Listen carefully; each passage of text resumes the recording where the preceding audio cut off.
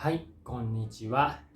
今日はタイの健康保険をはじめとした社会保険とこのスマートフォンアプリについて解説します。タイでは SSO という風に略して呼んでいます。SSO といえばタイ人みんなわかるというほど一般的な単語になっています。この動画を見るとこんなことがわかります。タイの社会保険の概要が理解できる。スマートフォンアプリの使い方がわかる。後半でアプリの使い方を紹介しますので、前半のつまらない話を飛ばしたい方は後半のチャプターに進んでください。まずタイの社会保険ですね。アプリを使う上で先に制度が分かっているとアプリを理解しやすいと思います。社会保険というのは大きく3つの要素で構成されています。まず病気や怪我で病院にかかった時に個人の負担が少なくて済む健康保険。現役世代で一番お世話になるのはこの保険かもしれません。次が雇用保険。失業した時に一定の収入が保障される保険ですね。そして年金です。会社に勤めている方であれば社会保険料は毎月給与から 5% が天引きされます。そして会社も 5% を拠出します。合計で毎月給与の 10% が社会保険料として納められています。天引き額の上限は750バーツで、会社分の750バーツと合わせた1500バーツが最高額です。どんなに給与が高くても天引きされるのは750バーツまでです。750バーツというのは給与が1万5000バーツの場合の 5% に当たります。外国人でもタイで働く場合は社会保険への加入と保険料の支払い義務がありますが、取締役として登記がされている場合はその義務はないということになっています。社会保険は健康保険、雇用保険、年金の3つから構成されると言いましたが、自分と会社が合わせて出した 10% はどういう比率で分配されているのかというのも決まっていて、3% が健康保険、1% が雇用保険、6% が年金という割合で配分されています。これは通常時ですね。コロナ禍で保険料の割引が何度かされているので、今現在この割合がこの数字になっているかは分かりませんが、通常時はこのようになっています。SSO に加入したらすぐ健康保険が使えるのかというとそうではなくて、最低3ヶ月は支払いをしないと使えないので注意が必要です。タイに来たばかりの時は SSO もないし任意保険にも入っていないという状態だと思います。そんな時に怪我とか病気で病院にかかると大変な出費になります。1日入院しただけで10万円20万円平気で飛ぶので、来ていきなり破産しないように気をつけたいところですね。一定期間であれば日本のクレジットカードの保険を使うというやり方もあります。日本のクレジットカードの保険を使う場合はそのクレジットカードを使って航空券を購入したり、滞在先のホテルの支払いをしたり、保険が適用される条件がありますので、旅行の時にクレジットカードの保険を使えばいいと考えている方は適用条件は確認しておいた方が良いと思います。僕の経験では航空券をクレジットカードで買っておけばだいたい大丈夫かなといった印象です。本題に戻りまして、健康保険、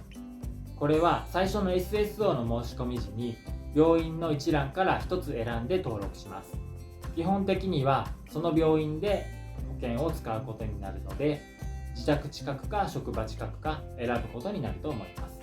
健康保険は美容とか薬物関連とかいくつか保険適用されない例もありますが、自分が登録している病院であれば基本的に全額補助されて窓口支払いはないようです。慢性疾患の場合は365日まで支給となっています。自分が登録していない病院にかかった場合は窓口で自分で支払いをして後から申請をして払い戻しを受けるということも可能みたいです。その場合は金額に制限があったりいろいろ条件があります。公立病院の場合、外来であれば発生した費用が返されます。入院は食事と部屋代を除いて72時間で700バーツまで戻ります。私立病院の場合、外来は1000バーツまで、ワクチンとか狂犬病の注射も最初の接種だけ1000バーツまで支給されるそうです。入院は ICU ではない場合、治療費として1日2000バーツを上限、食事と部屋代は1日700バーツを上限として戻ります。 ICU で治療した場合は食事、部屋代、治療費含めて1日4500バーツを上限として、大きな手術をした場合は期間に応じて8000から1万6000バーツが支払われます。蘇生術を行った場合は薬や設備代として4000バーツを上限として、臨床検査、レントゲンは上限1000バーツとして検査ごとに、特別な診断検査の場合、例えば動脈のバイパス、内視鏡、造影剤、CT、MR、エコー等はまた特別な条件があるそうです。いろいろ複雑な条件がありますが、一つ言えるのはかなり少ないです。 ICU に入って4500バーツ、約1万5000円って総額の 10% にも満たないぐらいじゃないかなと思います。こういうのを知ると日本の国民皆保険というのは素晴らしい制度なんだなと改めて思います。健康保険には病気・怪我の治療費以外にも出産手当、産休手当、妊娠検査費用、心身障害、葬儀代、子ども手当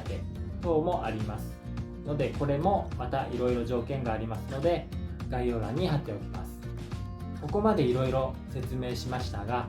実はタイ人でも SSO の健康保険はあまり使わないみたいです。手続きが煩雑だったり、金額が少なかったり、病院がすごい混んでたり、いろいろ理由があるのだと思います。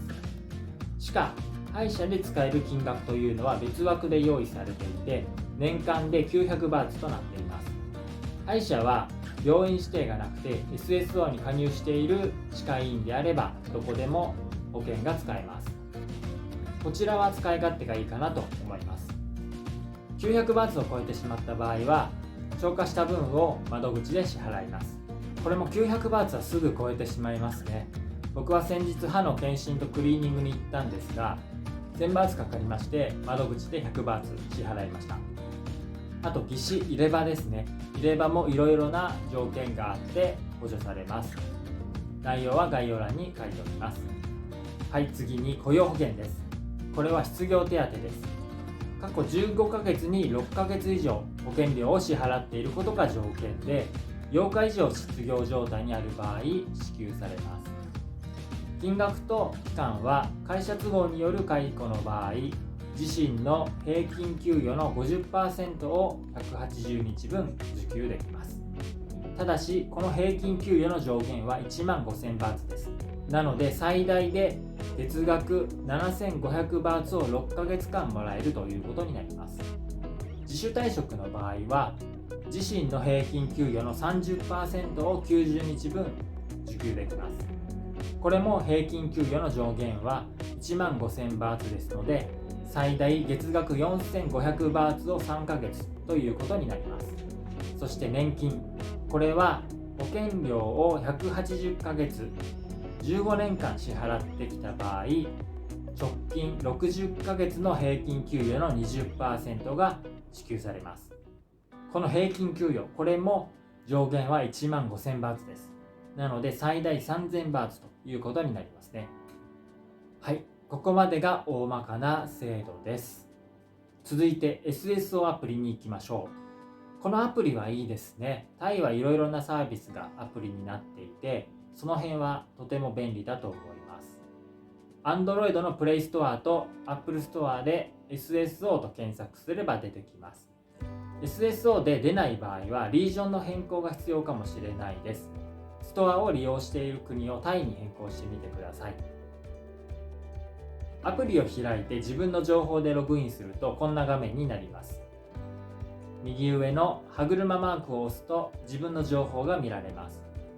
上から氏名、SSO 番号、登録している病院、SSO 事務所、SSO の開始日、ホームに戻って青とオレンジの大きな枠があります。左の青い枠は年金です。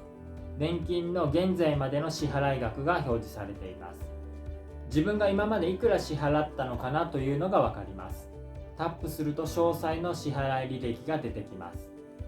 右側のオレンジの枠は歯医者で使える900バーツの残額が出ています。僕はこの前使ってしまったので0バーツになっていますが、使っていない場合は900バーツが表示されています。オレンジはタップしても反応しません。その下のおじいさんのマーク、これも年金です。上の青い枠をタップした時と同じ画面が開きます。次の豚の貯金箱、これは社会保険の支払い履歴です。星のマーク、これは保険の使用履歴ですね。僕の履歴には先日歯医者で使った900バーツが記録されています。次の歯のマーク、こちらは歯医者の保険の履歴のようですが、こちらは表示がありません。その下の救急箱、これは登録している病院の変更とか仕事が変わった時の申請です。一番下の新聞のようなアイコンはアクセスが集中しているのでつながりませんとのことです。ここはいつアクセスしてもこの表示です。以上が SSO アプリです。このアプリを使うシーンとしては、いくら歯医者のお金残ってるかな、いくら自分は年金支払ったのかな、いつ保険を使ったのかな、あとは登録している病院を変更したいな、そういった時ですかね。あと病院で SSO 番号の記入を求められることもあるので、このアプリを見れば自分の番号がわかります。はい、今日はタイの社会保険の概要とスマートフォンアプリの使い方がわかりました。バイバイ。